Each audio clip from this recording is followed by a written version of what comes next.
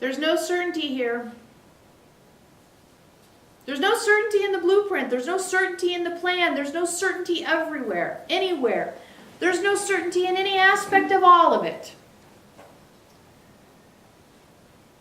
Changing your relationship to your desire for certainty has been a long process.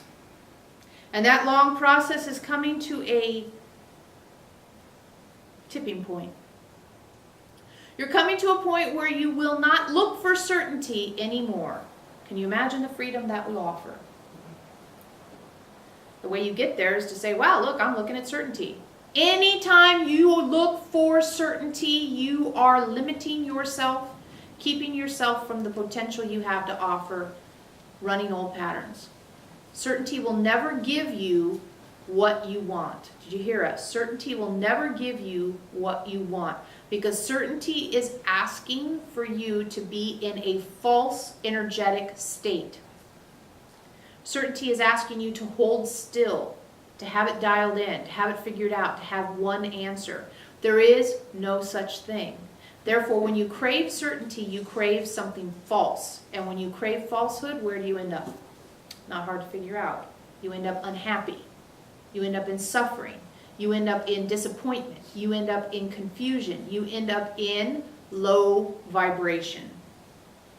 If you find yourself looking for certainty at all, this is a big, big, big red flag.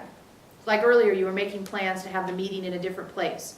And so you're talking about, oh, pick me up at this time, and oh, take these cords and pick up these microphones, and we'll do this and we'll do that. On some level, what you're looking for there, in the old way of looking at it, you'd be looking for, okay, I want to know what's going to happen so I can feel safe. What we'd like to put into your thought process is, great, now we have a plan. Let's see what happens. Your plan is the place that you build from, not the place you conclude to. Did you hear that? You make a plan, we're going to be in Napa, we're going to go here, it's going to be 4 o'clock, we're going to eat these foods, great. And then let that be the compost from which the experience grows. So it's not wrong to plan, it's wrong to feel like your plans put a cap on the experience in order to look at certainty and safety.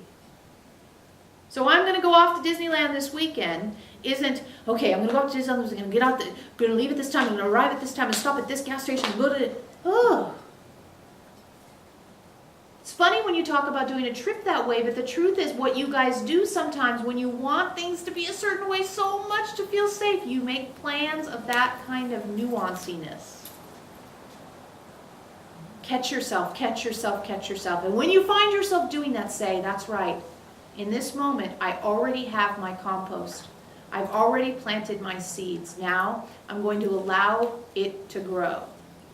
And as it grows, I can prune, I can pull out, I can weed out, I can do anything I want.